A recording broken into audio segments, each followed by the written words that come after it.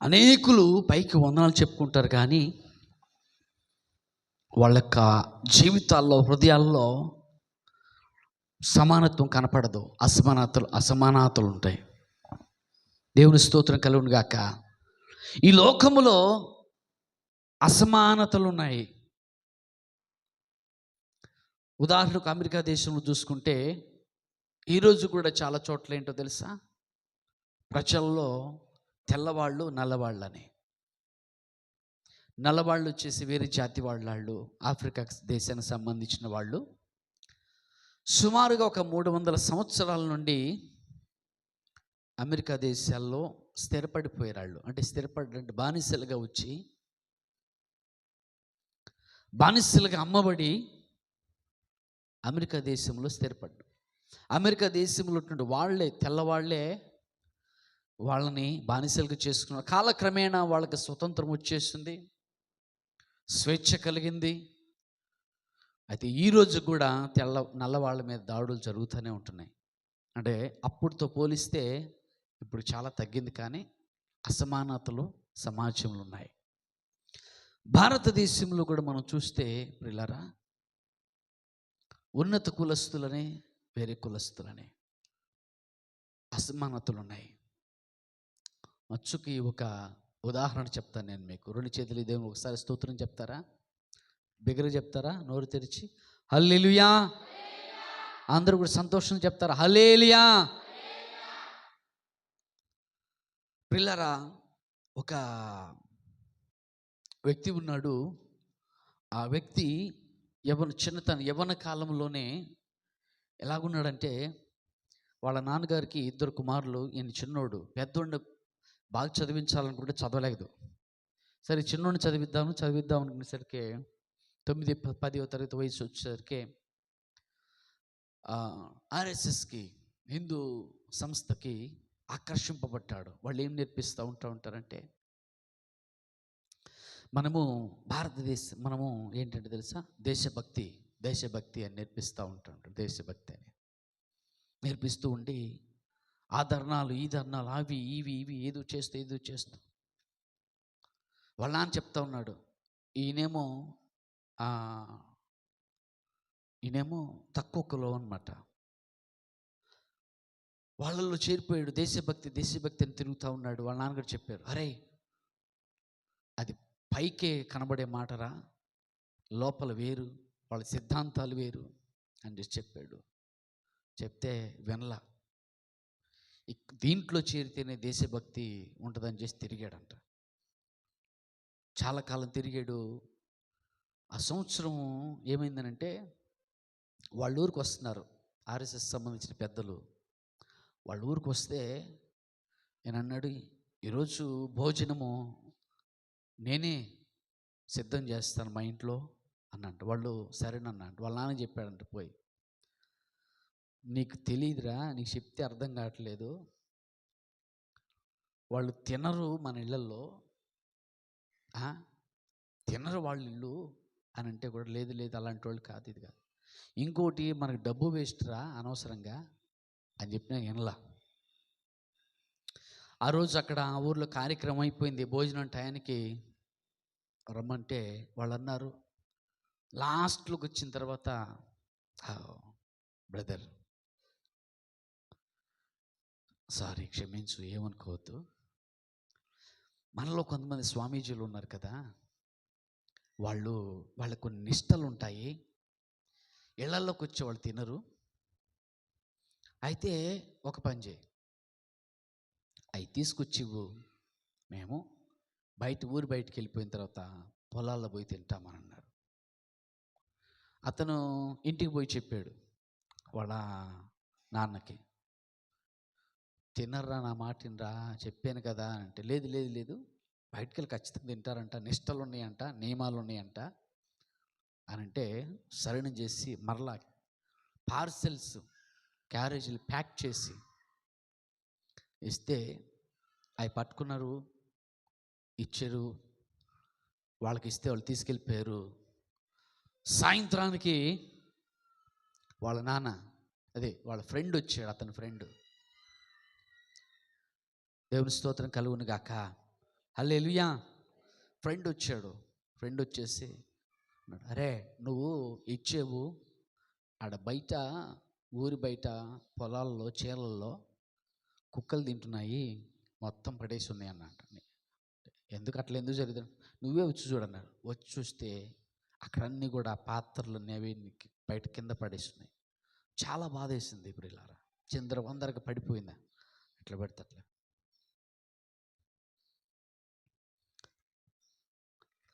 పోయి ఆర్ఎస్ఎస్ పెద్దల్ని ప్రశ్నించాడంట, ఇదేంటి తినలేదు? లేదు లేదు లేదు, చేతిలో జారి పడిపోయింది, ఓకేనా, జారి పడిపోయింది అందుకని తినలేదు. అందుకని లేదు జారి పడిపోయింది అయితే అక్కడే పడి ఉంటుంది, చిందరవందరగా పడిపోయింది అది, లేదు జారి పడిపోయింది కాదు. నాకు వాళ్ళ మీద ఈయన అడిగాడు, వాళ్ళు చెప్తూ ఉంటున్నారు, ఎలా ఒకలా కన్విన్స్ చేయాలని ప్రయత్నం చేశారు, కుదరలా. ఆ వెంటనే వచ్చేసి మరలా తన చదువును ప్రారంభించాడు. చదువుని ప్రారంభించి ఆర్ఎస్ఎస్ బయటకు వచ్చేసి, అంటే ఒకటి ఏంటంటే వాళ్ళు చెప్పేవి వేరు, చేసేవి వేరు, ఓకేనా. క్రీస్తు యొక్క మన బైబిల్ వాక్యాన్ని చూస్తే అలా కాదు. మీరు చూసారు లేదు, ఆర్ఎస్ఎస్లు కానీ బ్రాహ్మణులు కానీ ఎప్పుడైనా సరే వాళ్ళు చెప్తారేంటిది, మనం హిందువులు, మన బంధువులు అని చేసేసి ఆర్ఎస్ఎస్ వాళ్ళందరూ చెప్తూ ఉంటారు పిల్లలు. కానీ ఏనాడు కూడా ఒక ఎస్సీలు కానీ, ఒక ఎస్టీలకు కానీ, ఒక బీసీలకు కానీ ఏదైనా సరే సమస్య వచ్చేసి ఏదైనా సరే జరిగితే వాళ్ళు ఏ రోజు కూడా రోడ్డు ఎక్కి ధర్నాలు చేయరు. ఎందుకో తెలుసా, చేసేదే వాళ్ళు. పైకి ఏం చెప్పుకుంటారు తెలుసా, మన హిందువులు, మన బంధువులు అంటారు వాళ్ళు. అంటే ఆర్ఎస్ఎస్లో ఉన్న విధానం ఏంటంటే, తక్కువ కులం ఉన్నటువంటి వాళ్ళని, క్రింది స్థాయిలో ఉన్నటువంటి వాళ్ళని ఏం చేస్తారంటే మెట్లులాగా వాడుకుంటారు. అలాగెక్కి పైకి వెళ్ళి కూర్చుంటారు. అంత బ్రాహ్మణవాదం. అయితే బైబిల్ గ్రంథము ఎందుకు ఈ మాట చెప్పిండు, అక్కడ అసమానతను చూచాడు అతను. దానికి వ్యతిరేకంగా ఇంకొక గ్రూపుని, స్టూడెంట్ గ్రూపుని తయారు చేశాడు. ఇబ్బంది పడ్డాడు. ఆ తర్వాత వచ్చేసి బాగా చదువుకొని వివాహం కూడా చేసుకోకుండా అతను దాని వ్యతిరేకంగా ప్రచారం చేస్తున్నాడు. ఇప్పటికీ ఉన్నాడు అతను. ఈరోజు వరకు అతను సమానత్వాన్ని సాధించలేకపోయాడు. కానీ బైబిల్ గ్రంథంలో నుంచి యేసు ప్రభువు ఏంటో తెలుసా, ఆయన మనము ఆయనతో సమానంగా అవ్వగలము. హల్లెలూయా. సంపూర్ణ ఆయన క్రీస్తు యేసునకు కలిగిన సంపూర్ణతకు సమానమైన సంపూర్ణత మనము కలిగి ఉండగలము. ఆమేన్. హల్లెలూయా. దగ్గర చెప్తాం, హల్లెలూయా. ఇది సంపూర్ణత. మరలా ఏం చేశాడు తెలుసా యేసు ప్రభువారు, ఎఫెసీయులకు రాసిన పత్రిక 2వ అధ్యాయంలోనే ఒక మాట ఉంటుంది. 13వ వచనం చూద్దాం దయచేసి. అయినను మునుపు దూరస్తులైన మీరు ఇప్పుడు క్రీస్తు యేసునందు క్రీస్తు రక్తము వలన సమీపస్తులైనారు. 16వ వచనంలో చూస్తే, ఒక 14లోనే, ఆయన మన సమాధానమైండి మీకును మాకును ఉండి ద్వేషమును అనగా విధి రూపకమైన ఆజ్ఞలు గల ధర్మశాస్త్రమును తన శరీరమందు కొట్టివేయుట చేత మధ్య గోడను పడగొట్టి మన ఉభయులను ఏకము చేశాను. హల్లెలూయా. 2 చేసి చెప్తాను, హల్లెలూయా. ఇక్కడ ఏందంట, అందరూ అర్థం వినాలి, కూర్చోండి ప్లీజ్. ఉభయములు ఏకము. ఉభయులు అంటే ఎవరు తెలుసు ఇక్కడ? ఈ మాటలు ఎవరికి చెప్తున్నారంటే ఎఫెసీ సంఘానికి. ఎఫెసీలు ఎవరంటే వాళ్ళు అన్యులు, అంటే ఇశ్రాయేలీలు కాని వారు, యూదులు కానిటువంటి వారు. వాళ్ళు యూదులు కాని వారితో యూదులు సాంగత్యము చేయరు, సహవాసము చేయరు, కలిసి తినరు, కలిసి పడుకోరు, ఒక ఇంటిలో ఉండరు,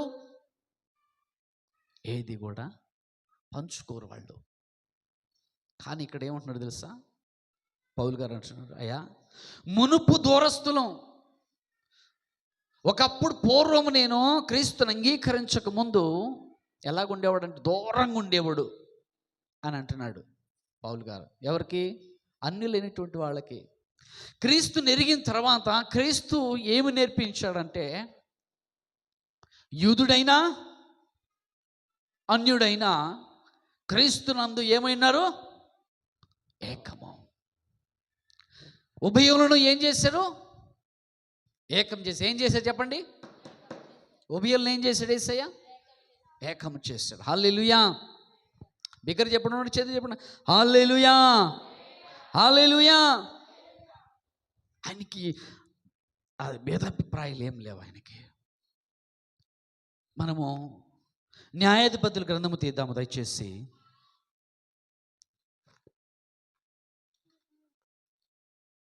అందరు కూడా న్యాయాధిపతుల గ్రంథము 11వ అధ్యాయములో మొదటి నుంచి చూద్దాం దయచేసి. గిలాదు వాడైన యెఫ్తా పరాక్రమము గల బలాఢ్యుడు, అతడు వేశ్య కుమారుడు. గిలాదు యెఫ్తాను కనెను. గిలాదు భార్య అతనికి కుమారులను కనగా వారు పెద్దవారే యెఫ్తాతో, నీవు అన్య స్త్రీకి పుట్టిన వాడవు గనుక మన తండ్రి ఇంట నీకు స్వాస్థ్యము లేదనిరి. యెఫ్తా తన సహోదరుల యొద్ద నుండి పారిపోయి టోబు దేశమును నివసింపగా అల్లరి జనము యెఫ్తా యొద్దకు వచ్చి అతనితో కూడా సంచరించుచుండెను. చాలు. ఏందంట? ఒక గిలాదు ప్రాంతం ఉంది ఇశ్రాయేలు దేశంలో. అందరూ జాగ్రత్తగా వినాలి. ఆ ప్రాంతంలో గిలాదు అనేటువంటి వ్యక్తి ఉన్నాడు. వింటున్నారా? జాగ్రత్తగా వింటున్నారా? అందరూ కూడా నా వైపు చూడండి. వినేటప్పుడు అమ్మా ఒకటి చెప్పేటప్పుడు వాక్యాన్ని వినండి, చదివేటప్పుడు చూడండి. బైబిల్ మూసేయండి కావాలంటే. మీరు ఒకళ్ళు చదువుతారు చాలు. దేవుని స్తోత్రం కలుగును గాక. ఆమేన్. అతనంట యెఫ్తా ఎవరు కుమారుడు? గిలాదు కుమారుడు. అయితే ఎలా పుట్టాడు తెలుసా? అన్య స్త్రీకి. ఆమె కూడా ఎవరో తెలుసా? వేశ్య. అంటే యూదురాలు కానటువంటి వ్యక్తితో అక్రమ సంబంధం పెట్టుకున్నాడు గిలాదు. వేశ్య ఆమె. ఆ వేశ్యకు పుట్టాడు యెఫ్తా. అయితే ఎక్కడే ఉంది.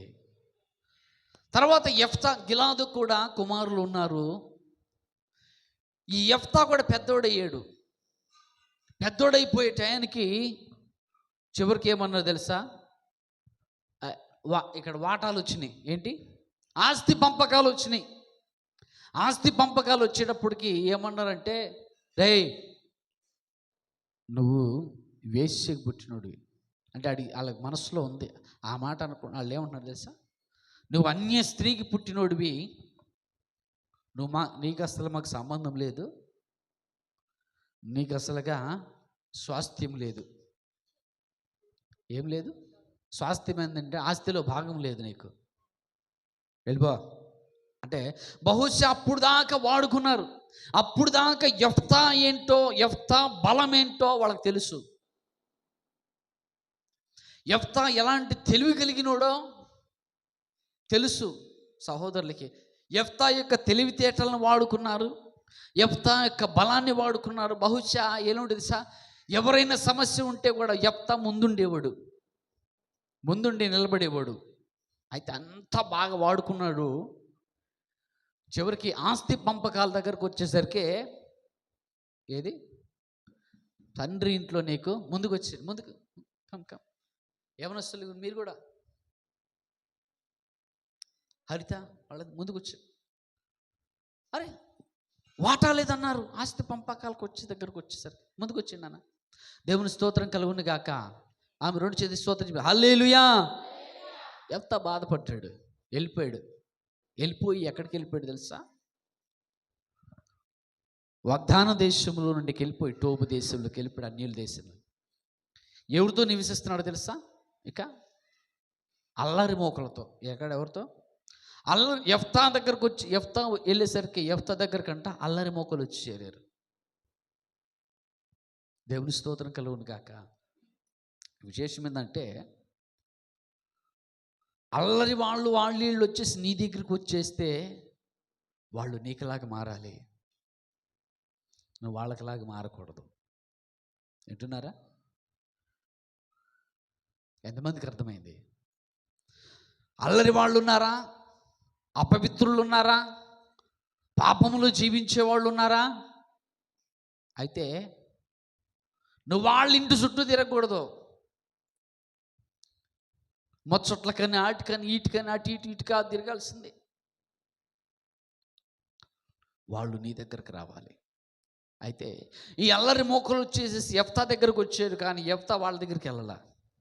దేవుని స్తోత్రం కలుగును గాక. ఆమె చెప్తా హల్లెలూయా, బిగ్గర చెప్తా హల్లెలూయా. సంచరిస్తున్నా అంటాడు. యెఫ్తాతో పాటు వచ్చేసి అంతా కూడా తిరుగుతున్నారు. కొంతకాలం అయిపోయింది, సంవత్సరాలు అయిపోయింది, ఏమో తెలియదు. కానీ అయిపోయిన తర్వాత అమ్మోనీలు వచ్చారు. 4వ వచనం చూస్తే, కొంతకాలమైన తర్వాత అమ్మోనీలు ఇశ్రాయేలుతో యుద్ధము చేయగా, అమ్మోనీలు ఇశ్రాయేలుతో యుద్ధము చేసినందున యుద్ధం వచ్చేసి చివరికి ఏమొచ్చింది? యుద్ధం వచ్చేసరికి ఈ గిలాద్ అనే వ్యక్తి ఇశ్రాయేలులో ఒక పెద్దగా ఉన్నాడు. ఓకేనా? ఇప్పుడు అందరూ వచ్చేసి బహుశా వీళ్ళు అడిగి ఉండొచ్చు గిలాదు యొక్క కొడుకుల్ని, ఏంది బాబు యుద్ధం వచ్చేసి, ఏంద్రా నాయనంటే వీళ్ళ వల్ల కావట్లా. గిలాదు కొడుకులు ఉన్నారు కదా, వాళ్ళ వల్ల కావట్లా, యుద్ధం చేయలేకపోతున్నారు, వాళ్ళ తెలివితేటలు సరిపోవట్లా, ప్రజలు వాళ్ళ మాటలు ఎవరు వింటలేదు. చివరికి వాళ్ళందరూ వచ్చారు. యెఫ్తా దగ్గరకు వచ్చాడు. ఏడున్నాడు వెతుక్కుంటూ టోబు దేశానికి వచ్చేసి యెఫ్తా దగ్గరకు వచ్చేసి, ఒరే తమ్ముడా, నువ్వు రావాలరా, అమ్మోనీలు వచ్చారురా, మరి యుద్ధం జరిగారంటే నేను రాను. మీరు నన్ను పంపించారు కదా, నేను రాను అంటే, నువ్వేరా అధిపతివి, నువ్వేరా మా నాయకుడివి, మా నాయకుడిగా చేసుకుంటామే నిన్ను అని చెప్పి అట్లా చెప్పి బతిలాడేసరికి సరే అయితే దేవుని స్తోత్రం కలుగును గాక. హల్లెలూయా, హల్లెలూయా. ఎన్ని చెప్పేస్తే, మీకేమైనా బాగున్నప్పుడు నన్ను ధర్మేశారు, ఇప్పుడు బాధ కలిగితే నేను గుర్తొచ్చానా అన్నాడు. అన్నీ అడగాల్సిన అడిగాడు, కానీ వెళ్ళనని మాత్రము అన్నా. ఓకేనా? వెళ్ళకుండా ఉండలేదు, వెళ్ళాడు. దేవుని స్తోత్రం కలుగును గాక. ఆమె చెప్తా, 2 చేతులు చెప్తా హల్లెలూయా, బిగ్గర చెప్తా హల్లెలూయా.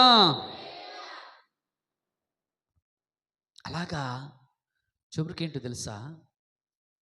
బైబిల్ గ్రంథంలో 11వ అధ్యాయంలోనే మనము న్యాయాధిపతులు 11వ అధ్యాయము 29వ వచనము, యెహోవా ఆత్మ యెఫ్తా మీదకి రాగా, 210 పేజ్ నంబర్. యెహోవా ఆత్మ యెఫ్తా మీదకి రాగా, అతడు గిలాదులోను మనష్షేలోను సంచరించుచు గిలాదు మిస్పేలో సంచరించి గిలాదు మిస్పే నుండి అమోనీయుల యొద్దకు సాగెను. చాలు. దేవుని స్తోత్రం కలుగు. 2 చేతులు చెప్దామా బిగ్గరగా హల్లెలూయా. వింటున్నారా?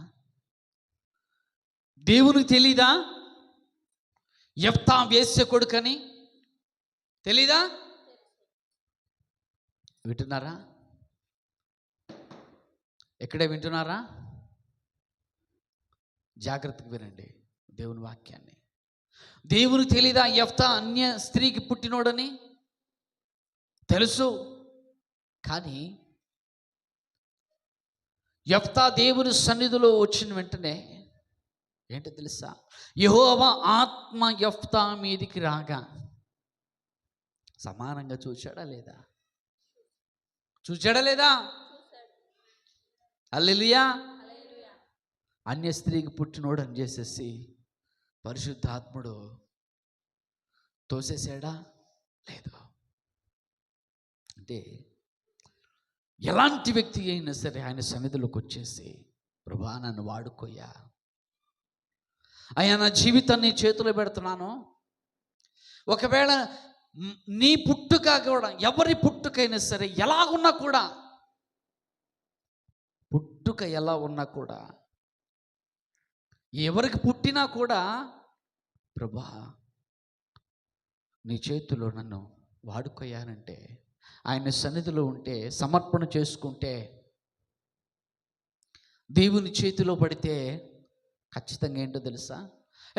వద్దురా, నువ్వు వేశ్యకు పుట్టినాడురా, కాదురా నీ పలానా కులం నీది అని అండో ప్రభు. ఎప్పుడు కూడా అంటాడా? అండో. ఆ ఇశ్రాయేలీలను అన్య స్త్రీ వేశ్యకు పుట్టినటువంటి యెఫ్తానే రక్షించాడు. రెండు చేతులు స్తోత్రం చెప్తాం, హల్లెలూయా. బిగ్గర రెండు చేతులు చెప్తాం, హల్లెలూయా. 8 సంవత్సరాల పాటు 12వ అధ్యాయం 14వ వచనం చూద్దాం ఒకసారి.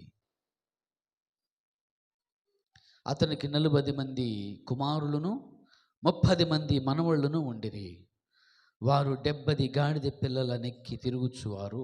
అతడు 8 ఏండ్లు ఇశ్రాయేలీలకు అధిపతిగా ఉండెను. 8 సంవత్సరాల అధిపతిగా ఉన్నాడు. దేవుని నామమునకు మహిమ కలుగును గాక. ఆమె హల్లెలూయా.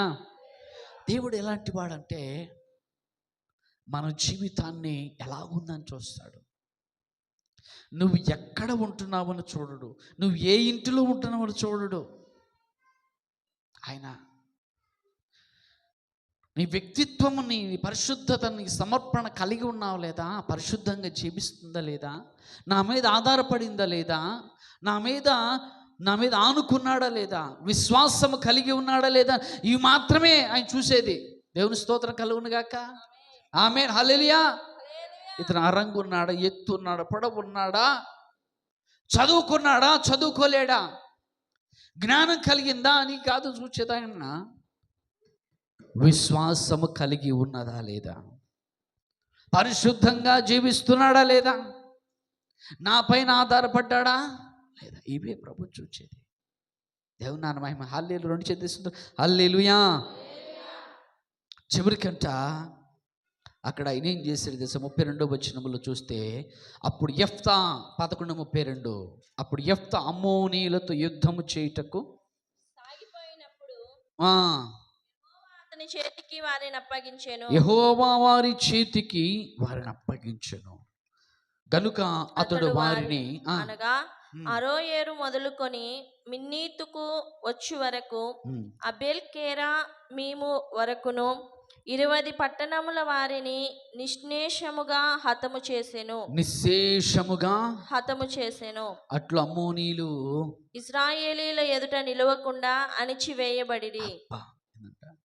20 పట్టణాలని నిశ్శేషముగా హతము చేశాడు. ఎన్ని పట్టణాలని చెప్పండి? ఎన్ని పట్టణాలు? ఎవరు హతము చేసిందమ్మా? యెఫ్తా. చెప్పండి, ఎవరు? యెఫ్తా. క్రీస్తులో ఏ ఒక్కరు కూడా, ఆయన ఏ ఒక్కరిని కూడా నేను నిన్ను వాడుకోనన్నాడు. ఆయన ఎవరినైనా వాడుకుంటాడు. ఆమె చెప్పండి, ఆమేన్, హల్లెలూయా. అపోస్తలుల కార్యము 13వ అధ్యాయము మొదటి నుంచి చదువుదాం దయచేసి.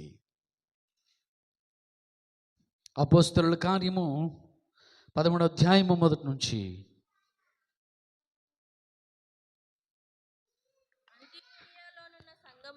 అంతియొకయలోనున్న సంఘములో బర్నబా, నిగేర్ అనబడిన సిమెయోను, కురేనీయుడైన లూకియా, చతుర్థాధిపతి అయిన హెరోదుతో కూడా పెంచబడిన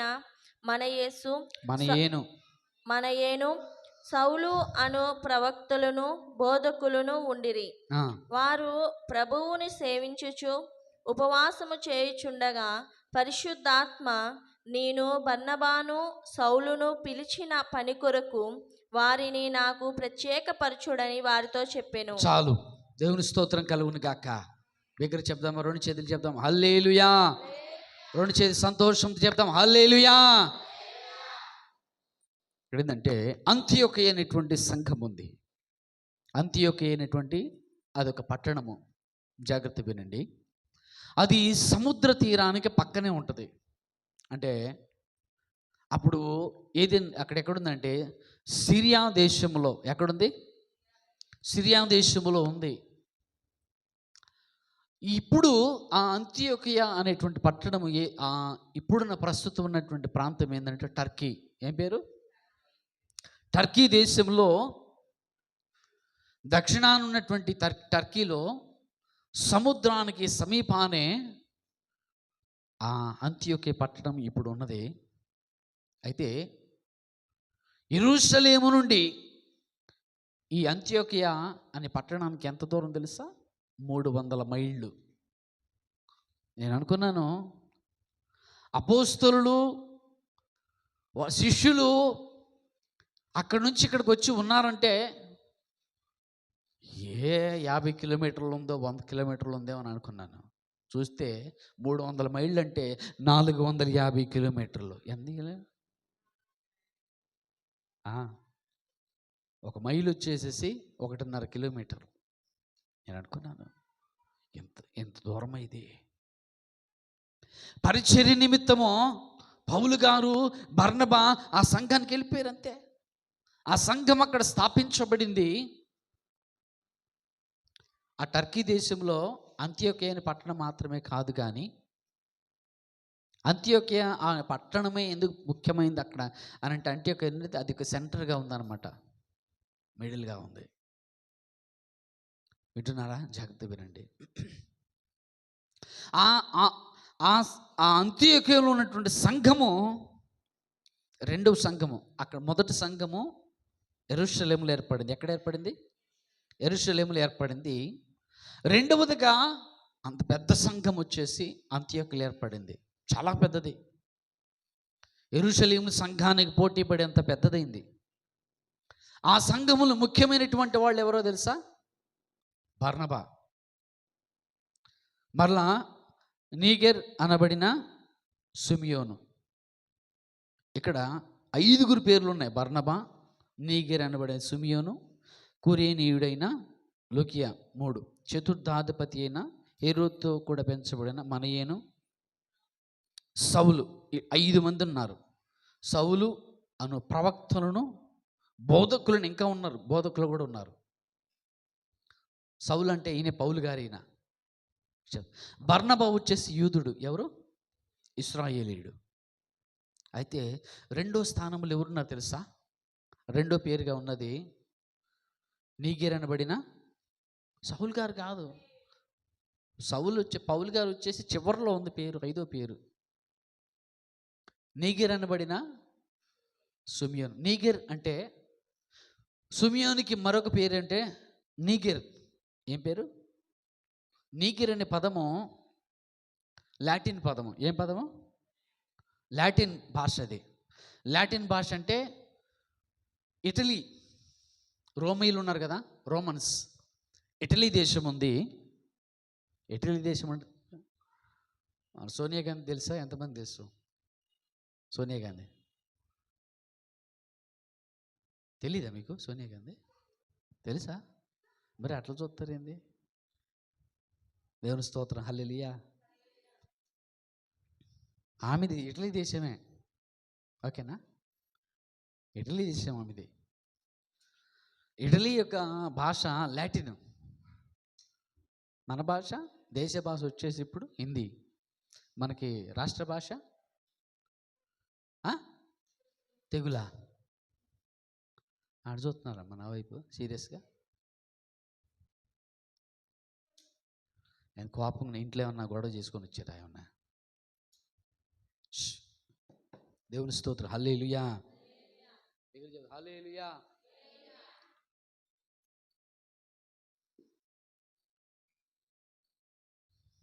నీగర్ అంటే లాటిన్ భాషలో నలుపు అని అర్థం. ఏంటి? ఈయనకి ఏం పేరంటే నల్లోడా అని. ఓకేనా? కానీ ఈయన ఎవరు తెలుసా? ప్రవక్త.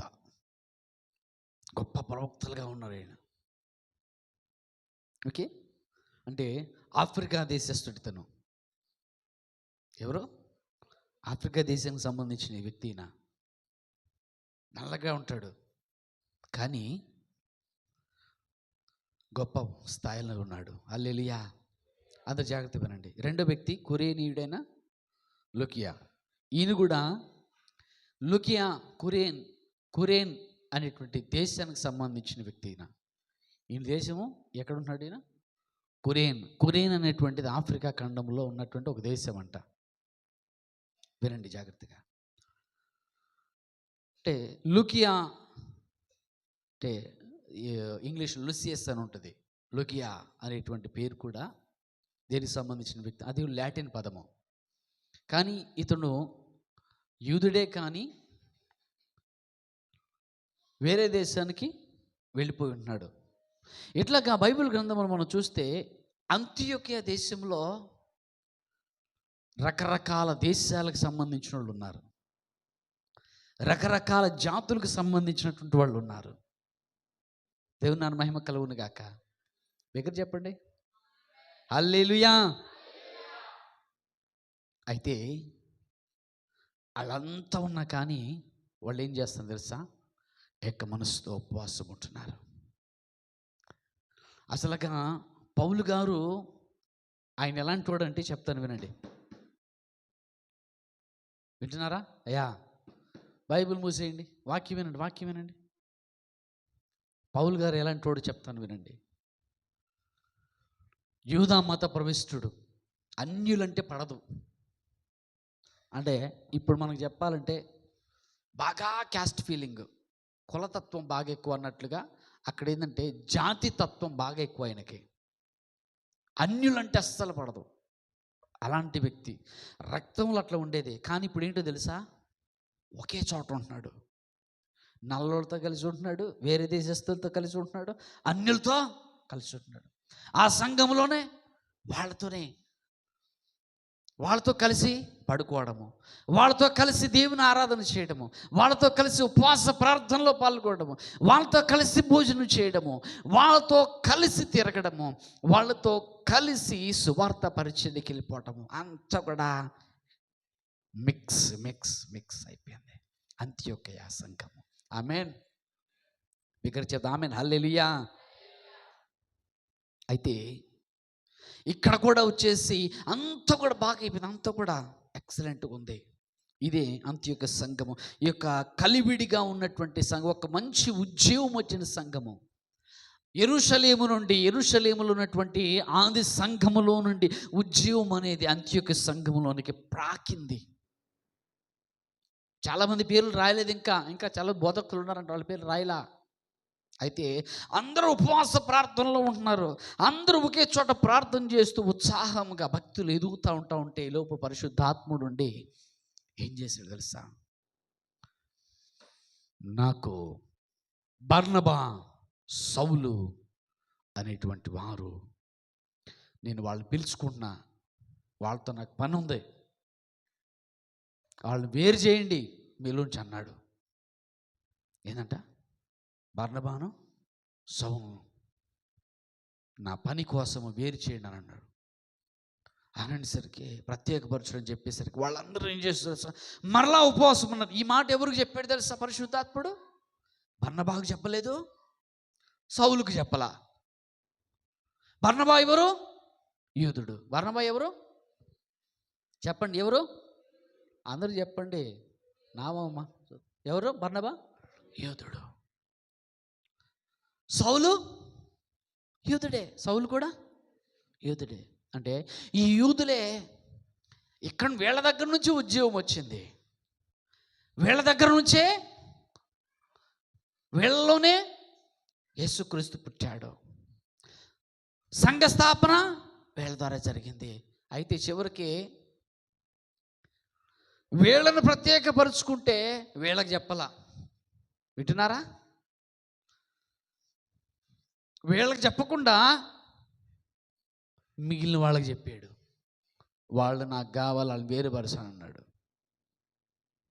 అంటే ఇక్కడ ఏంటంటే ఒకరిని ఇంకొకరిని, ఒక జాతి వాళ్ళని ఇంకొక జాతి వాళ్ళని, ఒక దేశం వాళ్ళని ఇంకొక దేశం వాళ్ళని, ఒక రంగు వాళ్ళని ఇంకొక రంగు వాళ్ళని అన్నిటి కలిపేసేసి ఒకళ్ళ మీద ఒకళ్ళకి ఐక్యత కలిగి ఉండడానికి ఏం చేశారు తెలుసా?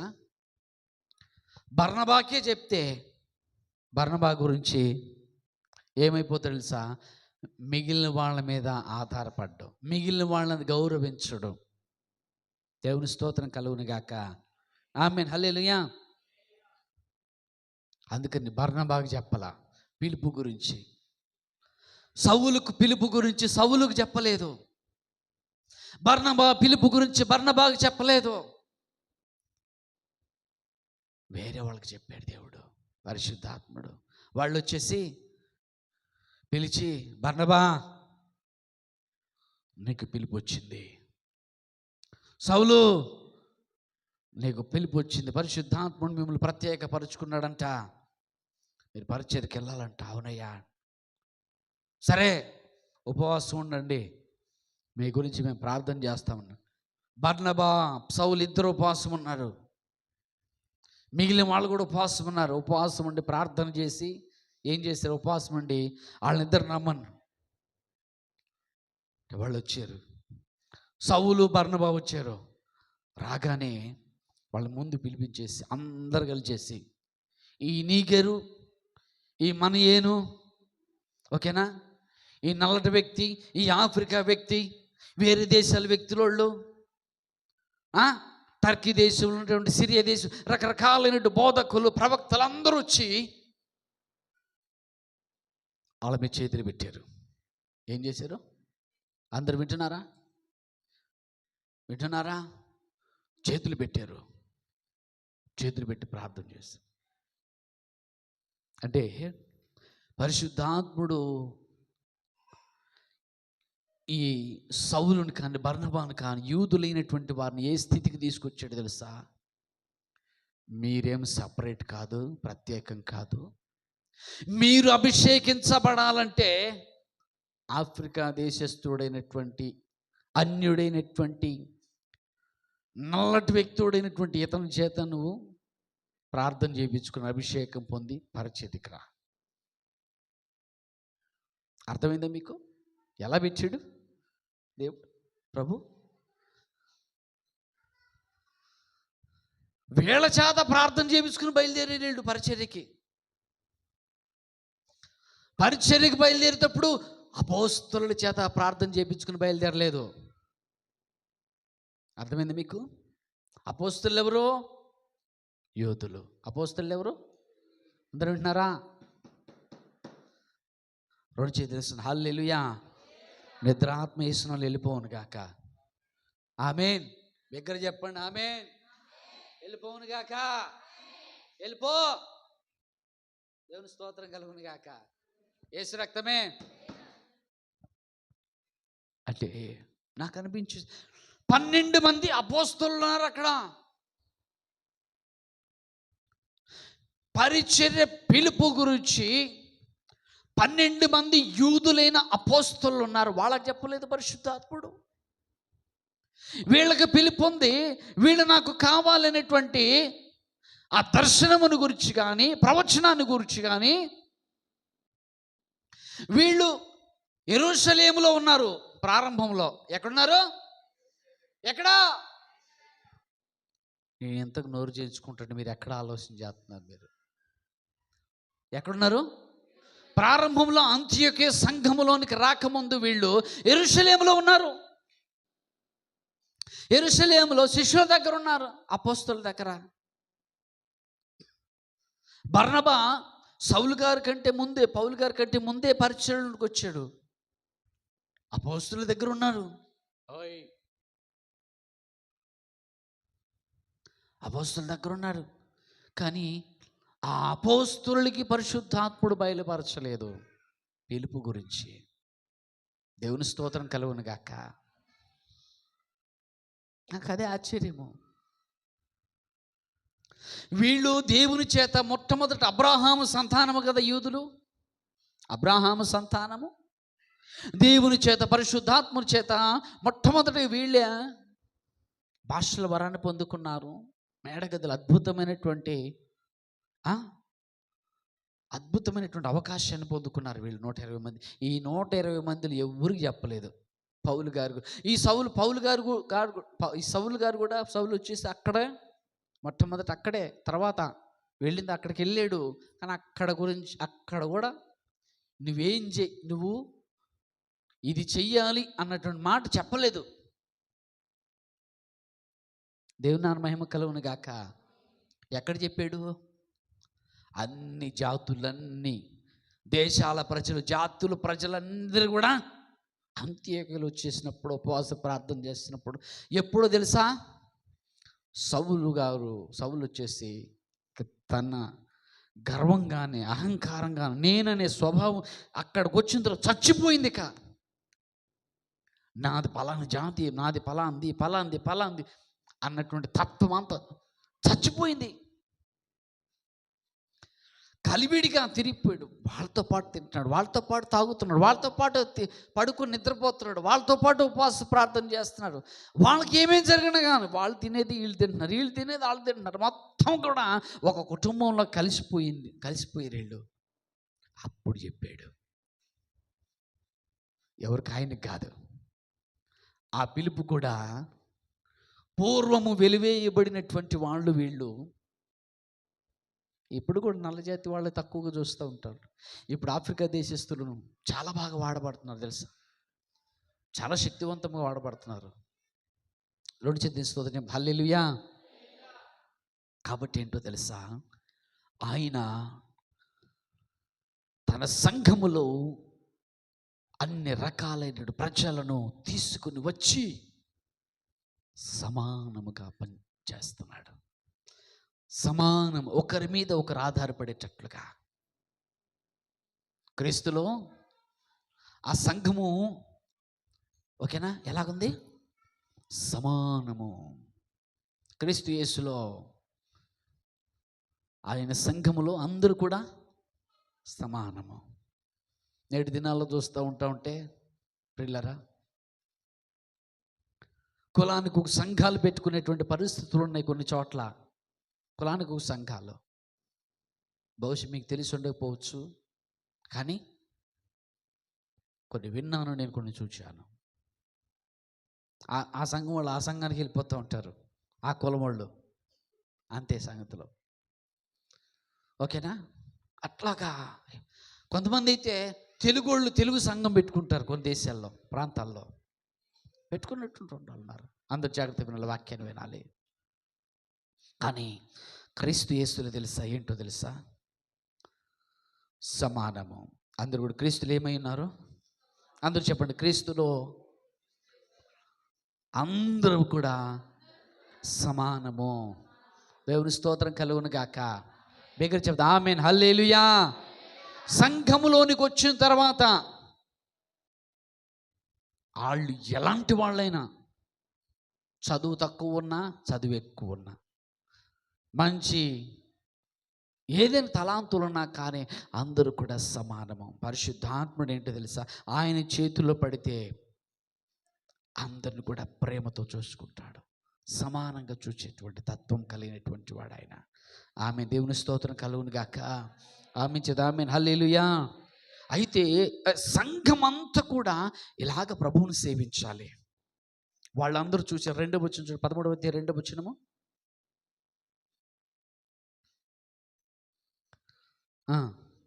వారు ప్రభువును సేవించుచు ఉపవాసము చేయుచుండే. ఈ మాట చాలా ముఖ్యము.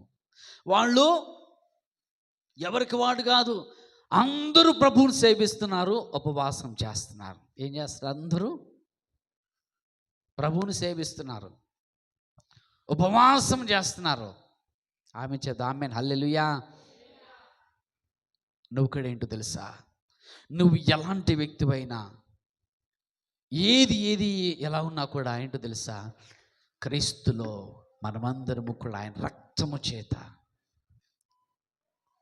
ఏకము చేయబడ్డాము. ఆ ద్వేషాన్ని తీసివేశాడు. ఏం చేశాడు అంటే ఈ కులము ఆ కులము, ఈ హోదా ఆ హోదా, ఈ దేశం ఆ దేశం అనేటువంటి ద్వేషాన్ని ఏం చేశాడు?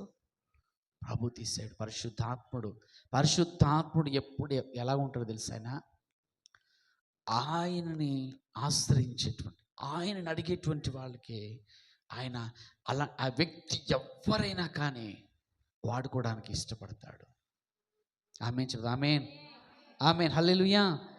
ఒకవేళ నువ్వు ఏ స్థితిలో ఉన్నా నువ్వు అనుకోవచ్చు, నాకు పలాంది నాకు తెలీదు, నా స్వరం మంచి బాగోదేమో, నేను వాళ్ళకలాగా పాడలేను. మంచిదే, నేను వాళ్ళకలాగా. కొంతమంది పాటలు బాగా పాడగలరు, కానీ వాళ్ళు వాక్యం చెప్పలేరు. కొంతమంది వాక్యం బాగా చెప్పగలరేమో, పాటలు రావు పాడడం. కొంతమందికి చదువు రాకపోవచ్చు, కానీ ఒక వ్యక్తితో యేసయ్య గురించి మాట్లాడేటువంటి తలాంతు ఉంటుంది. ఓకేనా? నీకన్నా బాగున్న వ్యక్తి సరిగ్గా మాట్లాడలేదంటే నువ్వు తక్కువ అంచనా వేసుకోవద్దు. నిన్ను వాడుకుంటాడు ఆయన. ప్రవాహనను వాడుకుండంటే వాడుకుంటాడు. దేవుని స్తోత్రం కలుగును గాక. నేను ఒకప్పుడు అలాగే ఉండు. ఆయన ఇంతవరకు చేసాడు, నేను అంతమించి నేనేం చేస్తాను? నాకంటే పెద్దోడు, నాకంటే ముందుగా ఉన్నాడు, నేనే ఆయన దగ్గర నేర్చుకున్నాను, ఆయనకి మించి నాకేం తెలుస్తుంది అని అనుకునేవాడిని. కానీ ఇప్పుడు నేను ఆయనకి మించి తెలుస్తుంది అని అంటలేదు, కానీ నేనేమంటాను తెలుసా? ఆయనకి మించినటువంటి వాడు పరిశుద్ధాత్ముడు. ఆమేన్. ఆయనకి నేర్పిన వాడు ప్రభువే. నాకు నేర్పుతున్నవాడు ప్రభువే. ఎవరు? ప్రభువే నేర్పుతున్నాడు. అందరికీ నేర్పేటువంటి పరిశుద్ధాత్మని మీద మనం ఆధారపడితే, ఆయన వైపు చూస్తే మనకు ఎలా ఉంటుంది తెలుసా? ఉన్నతం కలిపి. ఒకవేళ చదువులు వెనకబడిపోవచ్చేమో, అయినా కానీ చింతపడొద్దు. ఆయన నిన్ను తన జ్ఞానంతో నింపి తన పని కొరకు కూడా వాడుకోగలడు. ఆమేన్ చెప్పండి. ఆమేన్, హల్లెలూయా. బిగ్గరగా చెప్పండి, హల్లెలూయా. కొంతమంది బాగా ప్రార్థన చేసేటువంటి తలాంతులు ఇస్తారు. ఆ ప్రార్థనలు ఎదగండి. కొంతమంది వాక్యం చెప్పరు, వాక్యం చెప్పడం రాదు. ప్రార్థన ద్వారా అనేక మంది జీవితాలని ప్రభావితం చేసేటువంటి వాళ్ళు ఉంటారు. ఆమేన్ చెప్పండి. ఆమేన్, ఆమేన్, హల్లెలూయా. దగ్గర చెప్పండి, హల్లెలూయా. కొంతమంది వాక్యము చెప్పడం రాకపోయినా కూడా వాళ్ళకి జీవించే జీవిత విధానము ద్వారా, ప్రేమ ద్వారా, సాత్వికము ద్వారా, ఓర్చుకునే విధానము ద్వారా ఇతరులని క్రీస్తులోనికి నడిపిస్తారు. తెలుసా మీకు? ఇతరులు దేనిలో నడిపిస్తారు? క్రీస్తులోనికి నడిపిస్తారు. అంటే వాళ్ళకు లేనిది నీలో ఏదో ఉంటుంది. వాళ్ళకుంది నాకు లేదని అనుకోవద్దు. నీలో ఒక తలాంతును దాచి ఉంచాడు ప్రభు. ఆమె చదువు. ఆమేన్, హల్లెలూయా. దగ్గర చెప్పండి, హల్లెలూయా. అలా అంతేగాని నాకు ఇన్ని ఉన్నాయి, వాళ్ళకి అది లేదు కాబట్టి నన్ను గొప్ప వాడుకుంటాడు, అవన్నీ తూచి పనికిరావు. అవన్నీ ప్రభు ముందు పనికిరావు. ఇంకోటి కూడా ఉంటుంది కొంతమందికి, మా పాస్టర్ గారు ఇది చేయలేకపోయాడు, మా పాస్టర్ గారు ప్రార్థన చేస్తేనే ఇది జరగల, నేను చేస్తే ఏం జరిగిద్ది? అది కూడా తప్పు. పాస్టర్ గారు ఏంది ఇక్కడ వచ్చేసి పరలోకం నుంచి ఊడిపడలేదు. పాస్టర్ గారు మీలో ఒకడు, కాకపోతే ఏందనంటే పక్కన ఒక తోక పెట్టాడు అంతే, పేరుకు ముందు. ఏంటి? పాస్టర్ అంతే, అంతమించి ఏం లేదు. మీకు సేవకునుకున్న తేడా ఏంటంటే పేరు, అభిషేకము, అది కూడా మీకు ఉంటుంది. పాస్టర్ గారు చేయలేకపోయి నేను చేయలేకపోయి అది అనుకోకూడదు మనము. ఓకేనా? ఏంటి? నీలో ఉన్నవాడు ప్రభువు, నాలో ఉన్నవాడు ప్రభు. నీలో ఉన్నవాడు పరిశుద్ధాత్ముడు, నాలో ఉన్నవాడు పరిశుద్ధాత్ముడు. ఓకేనా? నేను అనేది ఏంటంటే, ఆయన సంఘములోకి వచ్చిన తర్వాత ఏ ఒక్కరు తక్కువ వారు కాదు. ఆమేన్ చెప్పండి. ఆమేన్. హల్లెలూయా. వింటున్నారా? అయ్యో ఒకప్పుడు నేను ఇట్లాగా ఉన్నాను, ఒకప్పుడు పనికిమాలిన వ్యక్తిని. అబ్బో, నన్ను వాడుకోవడానికి చాలా టైం పట్టిద్దిలే ప్రభు. అంత అబద్ధం అది. నీ మనస్సే అలాగ ఆలోచన చేస్తుంది. నీ మనస్సాక్షిని నువ్వు సరి చేసుకోవాలా, మార్చుకోవాలా. ప్రభా నన్ను వాడుకోనాలా. ఓకేనా? నీ యొక్క బలహీనత వైపు చూడొద్దు. ఒకప్పుడు అనేది యేసయ్య తన రక్తంతో శుద్ధీకరించేసాడు. అయిపోయింది. ఆమేన్. రెండు చేతులు చెప్పండి హల్లెలూయా. ఒకప్పుడు నీ బలహీనత అంతటిని కూడా ఆయన తన రక్తంతో శుద్ధీకరించాడు. ఆత్మలు సంపాదించడానికి ప్రయాసపడు. ఓకేనా? ఇక్కడ సంఘానికి నన్ను దేవుడు ఉంచాడు కాపరిగా, వాక్యమును, కొన్ని విషయాలని, తెలియని విషయాలను తెలియచేయడానికి. కొన్నిసార్లు దేవుడు నా ద్వారా స్వస్థత జరిగించవచ్చు, కొన్నిసార్లు ప్రభు నీ ద్వారా కూడా స్వస్థత జరిగించవచ్చు. కొన్నిసార్లు నా గురించి నీకు తెలియజేయచ్చు. బర్నబా సౌలు గురించి ఎవరు తెలియజేశాడు? వేరే వాళ్ళకి తెలియజేశాడు. సౌలు గారు ఎలాంటి వాడు తెలుసా? ధర్మశాస్త్ర విషయం నిష్ఠాగరిష్ఠుడు, వాక్యములో బాగా ఆరితేరిన వ్యక్తి. వాక్యం బాగా తెలుసు, చాలా నిష్ఠగా ఉంటాడు. కానీ ఆయన గురించి ఆయనకే చెప్పలేదు ప్రభు. వింటున్నారా? సంఘము అభివృద్ధి చెందడానికి, సంఘం అనేది ఉన్నతమైన స్థితిలో ఉండడానికి, సమానత్వాన్ని తీసుకురావడానికి సంఘంలోనికి పరిశుద్ధాత్ముడు ఏం చేస్తాడు తెలుసా? నువ్వు తెలుసుకోవాలంటే ఆయన ద్వారా తెలుసుకో. నువ్వు ఇది కావాలంటే అంటే నీ గురించి ఆయనకి, ఆయన గురించి నీకు, నువ్వు వాళ్ళ మీద అభిషేకం కొరకు, పరిచర్య కొరకని ఒకళ్ళనొకళ్ళు ఏం చేశారంటే ముడి వేసేసాడు. సంఘంలో ఏం చేశాడు? ముడేసాడు. అంతే. జాతుల ప్రజల్ని, దేశాల ప్రజల్ని అంత్యోక్య సంఘములో ముడివేసేసాడు, పెనవేసేసాడు. అంత్యోక్య సంఘం అయిపోయింది. దగ్గర రెండు చేతులు స్తోత్రం చెప్పడం హల్లెలూయా. అందుకని మనము ఆ ముడివేసి, పెనవేసి అన్నిటినీ కూడా సమకూర్చేటువంటి దేవుడు, అన్ని విధాలుగా మనం నిలబెట్టే దేవుడు. ప్రభువు వైపు చూసి ఆయన ఏంది అతిశయించాలి. పరిశుద్ధాత్మ నింద మనం ఏం చేయాలి? మనం అతిశయించువాడు ప్రభువునందే, చెప్పండి, ప్రభువునందే అతిశయించవలను. నీకు కలిగిన దాన్ని బట్టి అతిశయించవద్దు నువ్వు. అది కూడా అందుకనే ఈ ప్రపంచంలో ఏ దేశంలో కూడా, ఎక్కడ ఏ ప్రాంతంలో దొరకనటువంటి సమానత్వము సంఘములో దొరుకుతుంది. ఆమేన్ చెప్పండి. హల్లెలూయా. ఎక్కడ దొరుకుతుంది సమానత్వము? సంఘములో ఆయన ఉంచాడు. ఒకవేళ సంఘములో కొంతమంది కావాలని అసమానంగా చూసేటువంటి వాళ్ళు ఉంటే దేవుని తీర్పు తప్పదు వాళ్ళకి. దేవుని స్తోత్రం కలుగును గాక.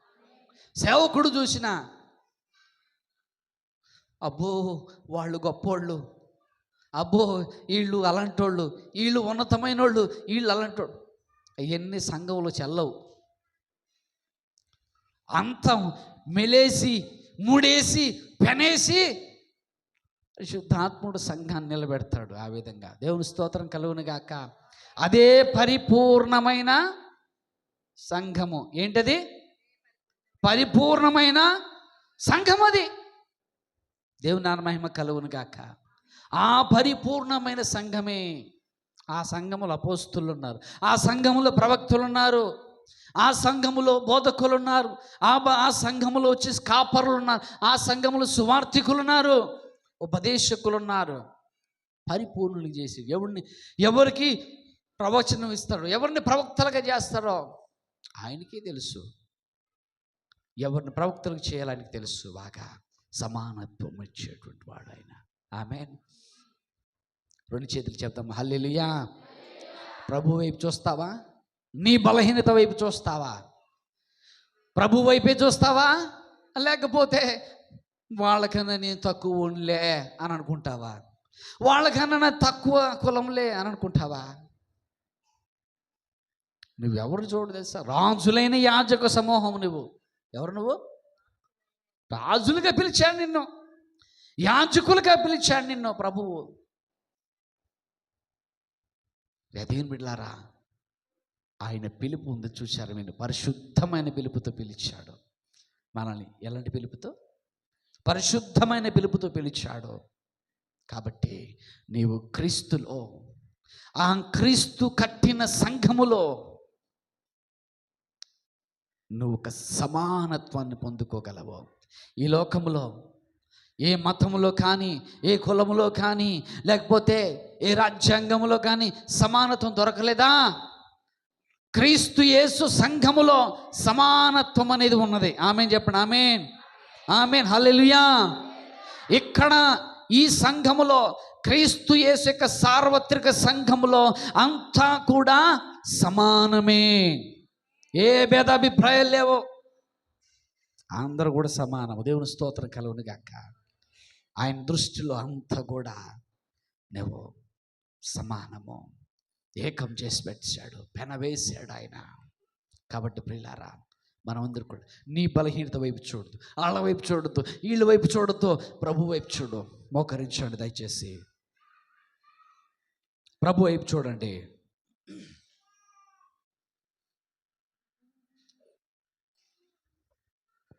ప్రభు వైపు చూద్దాం దయచేసి. పెనవేసి ముడివేసి సంఘాన్ని స్థాపించినటువంటి ఆ ప్రభువు, స్థిరపరిచినటువంటి, ముందుకు నడిపిస్తున్నటువంటి పరిశుద్ధాత్ముడు వైపు చూడు ఒకసారి.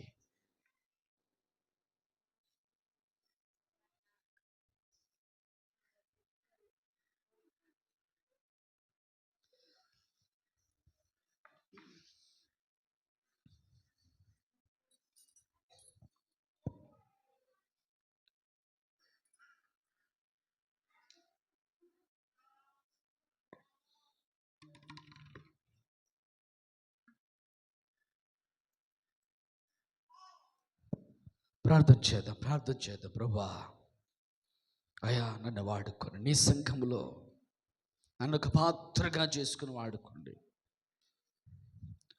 ఒకవేళ ఎవరికైనా అసమానతలుంటే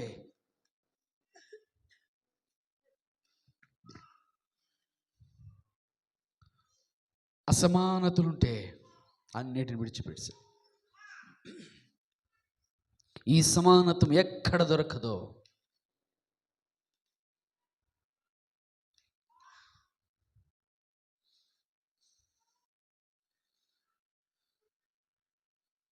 ఆయనలోనే అపోహలు విడిచిపెట్టండి. Thank you Holy spirit.